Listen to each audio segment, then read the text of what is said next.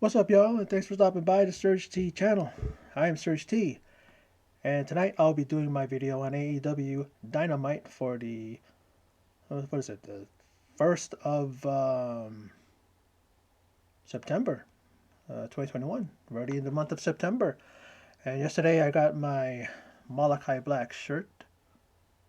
It looks pretty damn good. I love the look. I love the simple design, and of course, one of my favorite wrestlers, if not favorite, in the last 10, 20 years.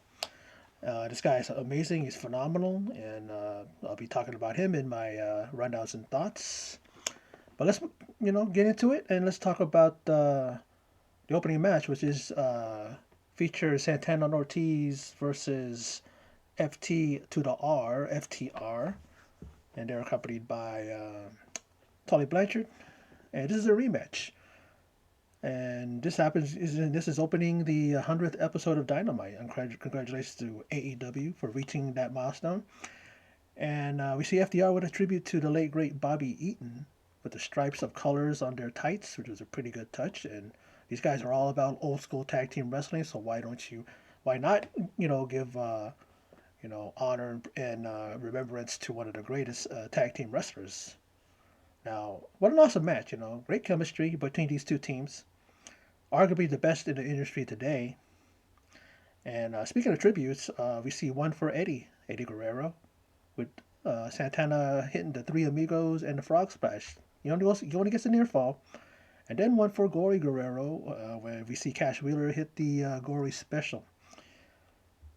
But in the end, we see a succession of moves. We see a cutter, a lung blower, a thrust kick, and a reverse double suplex by Santana and Ortiz. And Santana pins Cash and gets the victory for he and Ortiz, and a win for the Inner Circle as their feud with the Pinnacle continues. Now, Daniel Garcia, he looks to take out Darby Allin in their match this Friday on AEW Rampage before Darby faces off against CM Punk at All Out this Sunday. And speaking of Punk, in his hometown of Chicago, he's going to be talking to, I'm sure, his friends, his fans, and the world. Now, people get sick of Punk and cult of personality. That's what Punk says, But the crowd, they tell Punk that he still got it, as he lets people know that coming back from 7 years layoff, he even gets to the point where he's kind of scared. Is he going to be able to, deliver? And he's not ashamed to admit it. But then Garcia and 2.0, they jump Punk, but Darby and Sting look to even things up, and as they work over the two of them, Punk works over the third.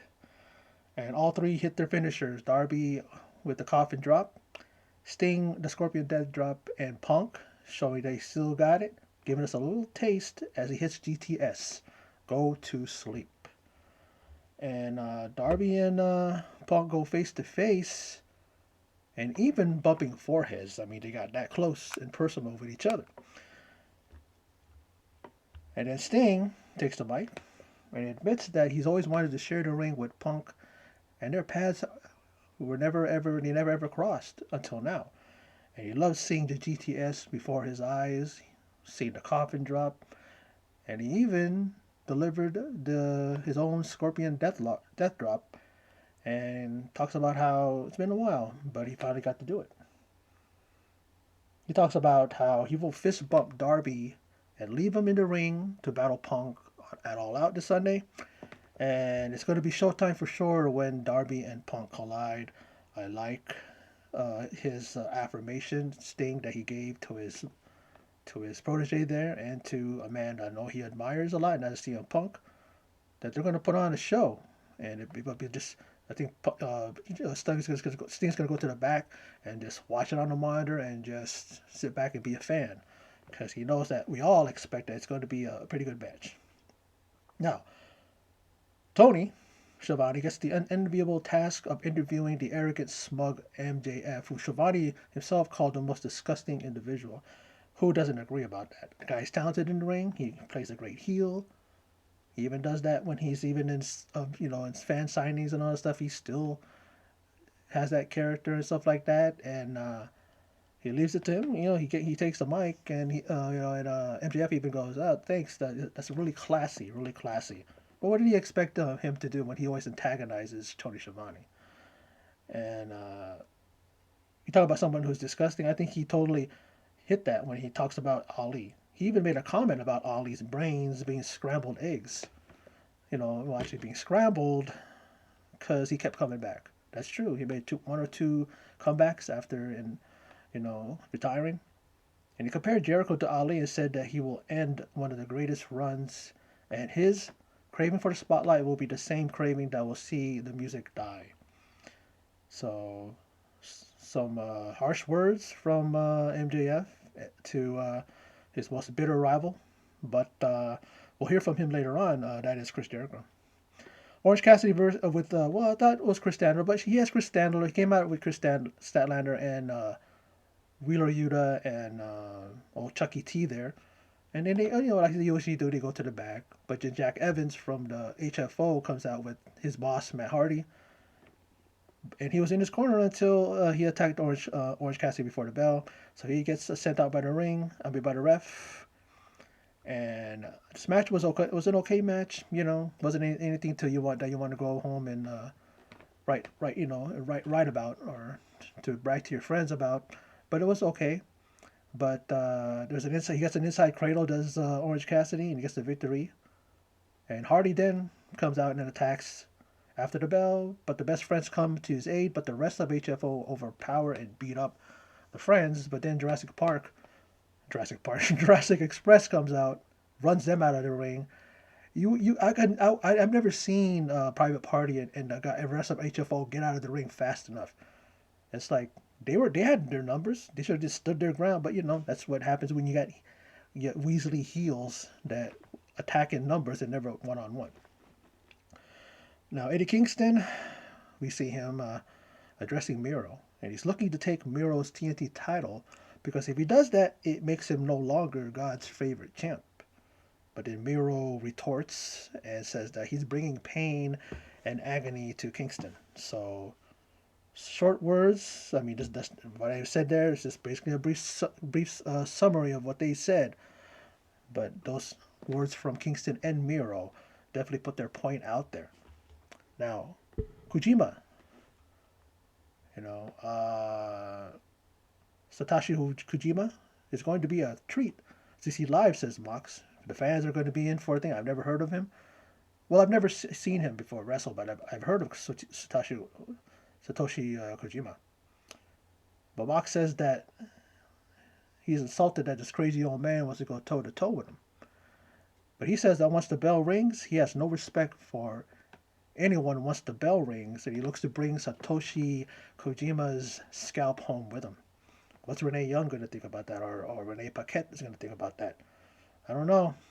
You got a new baby at home there, Mox. I suggest you keep that in your room or keep it away from the baby. I don't want the baby to be looking at that now and maybe kind of looking at you like, well, Dad, you're crazy. Even though it was just a newborn baby pretty much, but I don't know. It's kind of weird, but he's a kind of a psychotic guy. He would do that.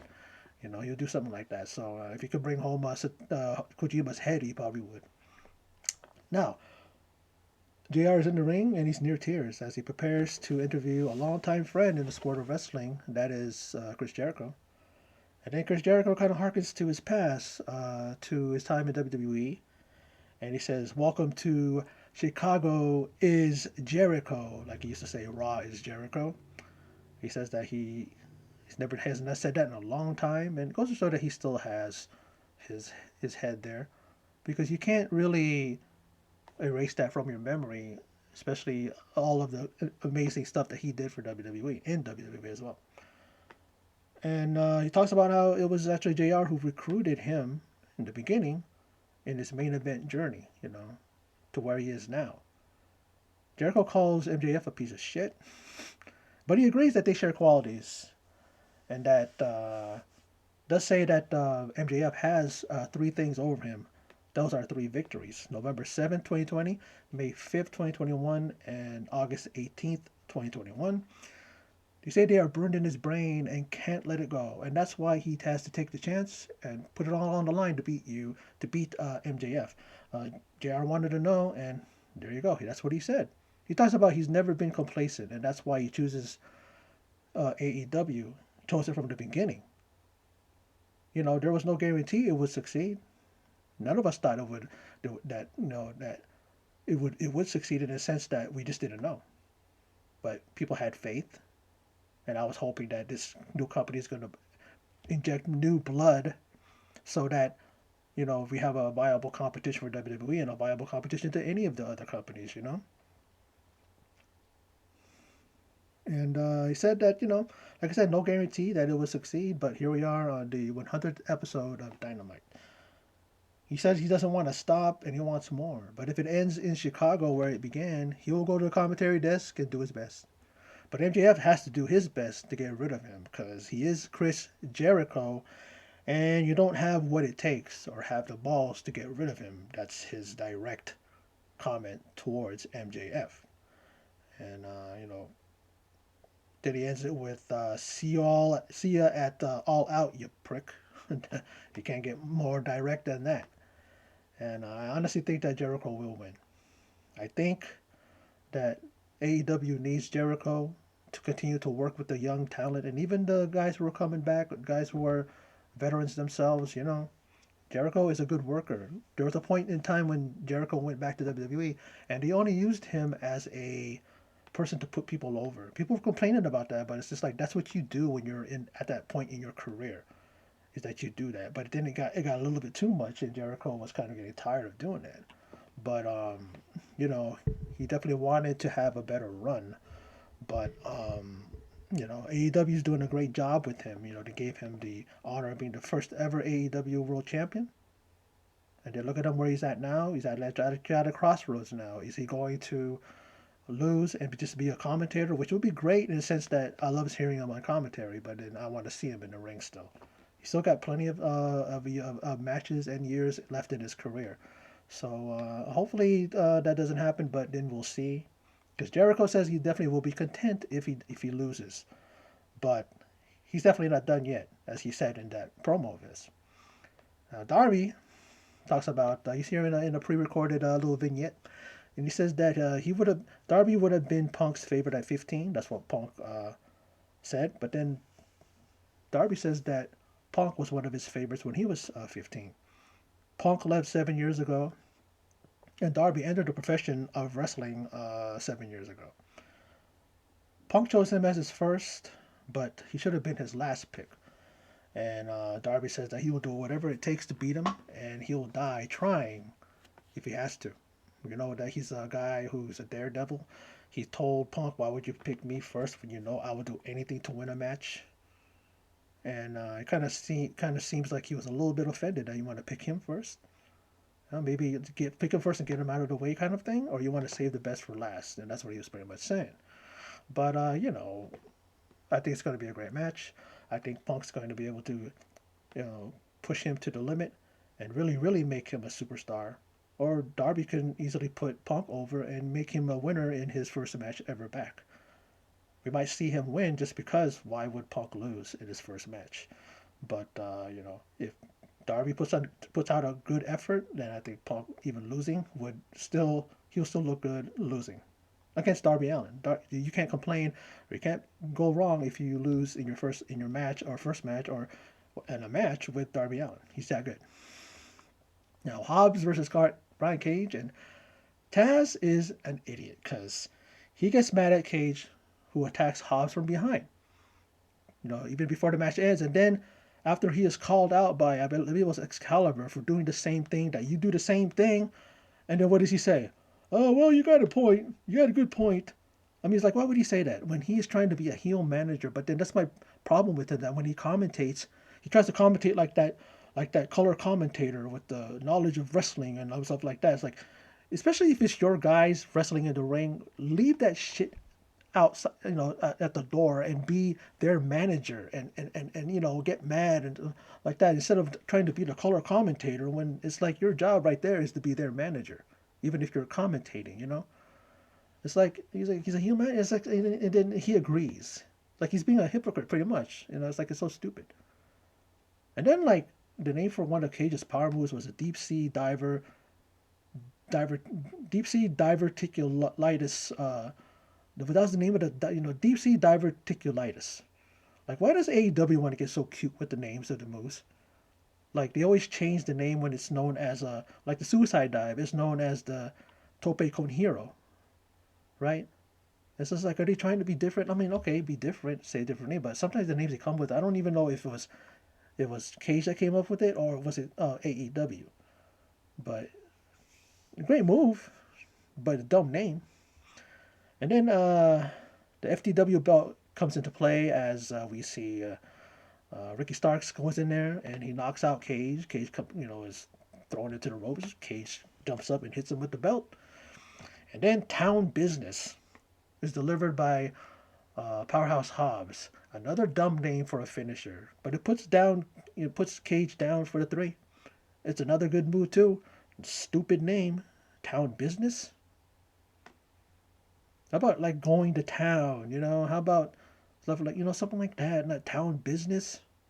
I guess because that's the kind of stuff they do downtown. That's the kind of business they do. Maybe that's they're trying to. I don't know.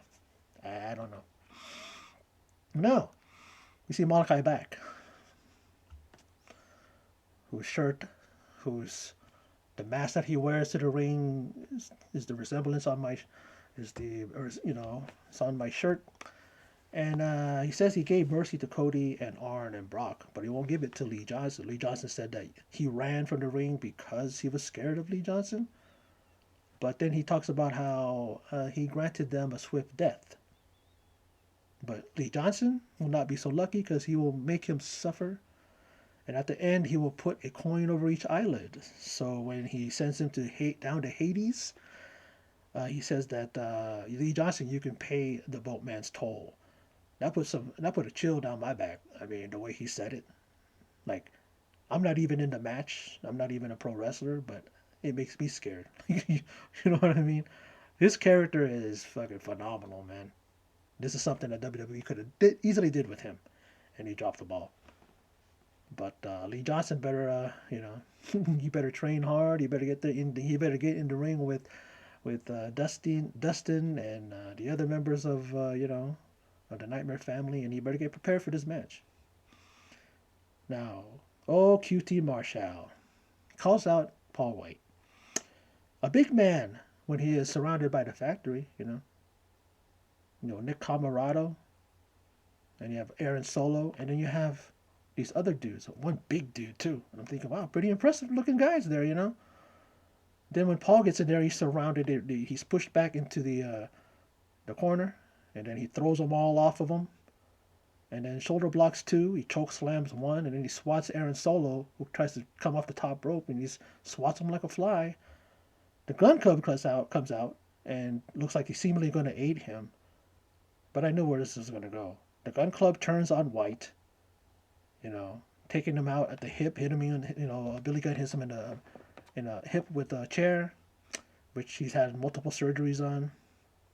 And like I said, for some reason, I saw this coming, but me being a longtime wrestling fan, I've seen it all, and I know you just read the body language. You could just read what people are doing and how through the time all time of wrestling, since wrestling came into our consciousness, into our culture and all that stuff.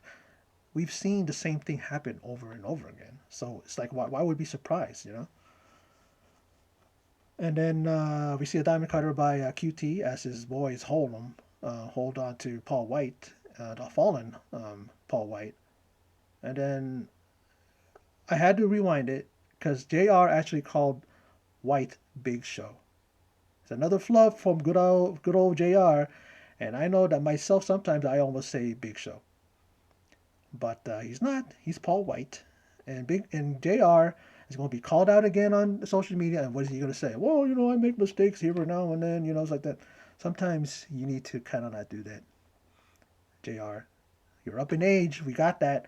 But you still got a lot of good know-how in that head of yours. And it's like, sometimes it comes out as a flub. I get it. I'll give him a pass. We all should, but we're not gonna not call it out when we hear it. Now, big news from Dr. Britt on AEW our AEW Women's Champion regarding the Casino Battle Royale, and it's Reba and Jamie Hayter who's going to be entered into the Casino Battle Royale at All Out.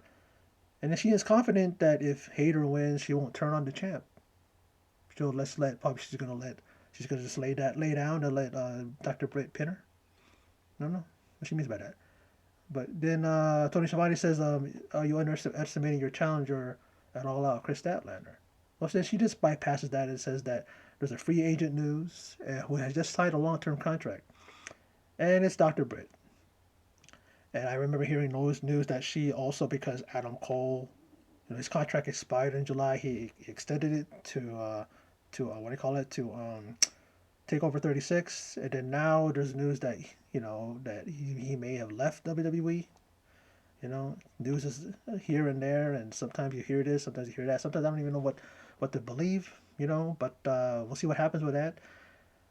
And then she reveals that one of the things, because she said she wanted to, she wanted to resign, right? She resigned, and then she wanted some provisions or whatever you call that. Like she, with Tony Khan, said, there's things that I would like for you to do for me once I resign. And then one of the things, or maybe it's the only thing or the main thing, is that she wanted Chris Statlander in a 1-on-2 handicap match, and that the two she'll be facing is Jamie Hayter and Reba. Not Rebel, right? So that's what she says, or Rebel, not Reba, one of the two. And this is going to happen on Rampage. Now, the Bunny and Penelope Ford head to the ring. I thought it was going to be a tag team match. And then Ty Conti comes out. And once she's in the ring, she dives through the ropes and takes out her current foes. But then we see that she takes on Penelope Ford in one-on-one action. And this is a fun match. And I love the outing these two ladies are putting on for us. They're both so talented and improving in every outing. They're not just pretty faces. I've seen Ty Conti in WWE, NXT. They really dropped the ball on her because she's amazing. And the Penelope Ford, yeah, she does that amazing split, but she's not all about that. She's not all about her looks. She's all about improving every week. And her and Ty Conti put on a really good match. I was really impressed with this match, and we hear "This is awesome" chant, and it's appropriate here. But then we see Ty Conti get a pin as she rolls up forward because the Bunny tried to get involved, and then Ty Conti was able to reverse it and roll her up, and she does that thing where she does a bridge, but then she's laying on top of Penelope Ford as she's pinned, her shoulders are pinned back. And she takes her out and pins her, and the Bunny and the Penelope then join forces again, and they attack Ty Conti. But then we hear music. People are cheering. We haven't seen this lady in a long time, and I looked on Twitter, and she did tweet 99-100, and people were going, "Yeah, she's coming back and all that stuff." And the 99, isn't that her, like she's Dark Order number 99, right? And then 100, people were saying, "Oh, that signifies the thing. There's the, it's the 100th episode of things." So some people were saying, "No, that's not what it means. She's not returning." But then she returns, and then she helps out her friend Ty Conti. And then while they're there celebrating or just, embracing each other, because it's been a long time since we've seen them, and probably Ty Conti hasn't seen Anna Jay in some time. But it is announced that Anna Jay will compete at All Out in the Casino Battle Royale. Who wants to see Anna Jay win? I know I do. Now, Thunder Rosa is attacked backstage, and she's interviewed by Alex Marvez, who says, "What do you think about your chances in the Casino Battle Royales?" And then out comes Nyla Rose with Vicky Guerrero and Jade Cargill, and you hear Jade Cargill say, "Winning." And then all of a sudden Thunder Rosa is, she's a plucky girl. She's gonna fight, and she's not gonna back down. So she starts, swinging on Nyla. She starts swinging on Jade Cargill, but she's no match for them. Knocks them down, and then you see Nyla Rose and and Jade Cargill kind of stand off, and then her man, her manager, her advisor, whatever the guy is, kind of gets in the middle of them and says, hey, why don't we strike up a partnership or something? Pretty much work together at the Casino Battle Royale, and then Vicky Guerrero's like saying, that's probably one of the smartest things you've ever said. And he goes like, oh, I don't know about that.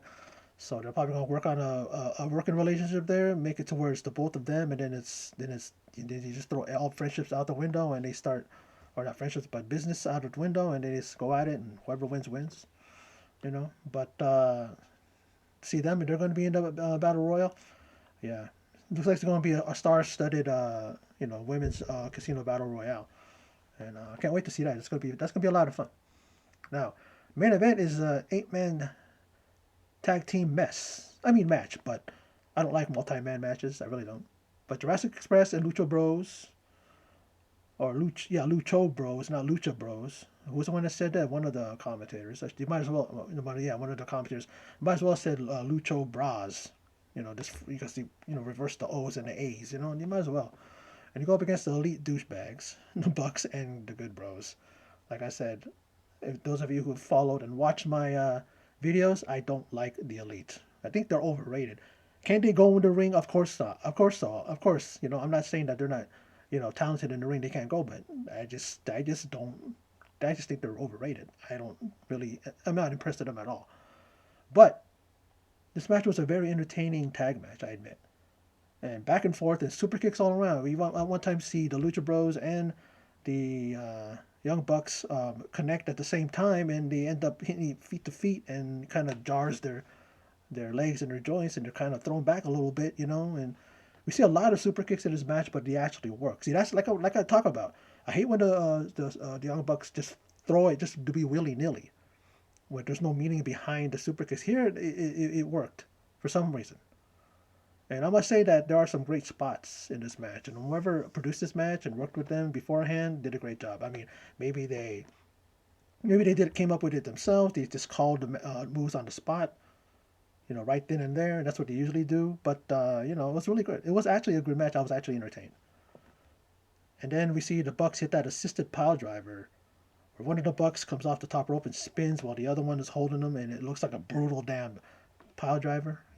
Everybody has to work to make it not all look effective, but also to be safe. So, kudos all around to those guys every time they pull off that move.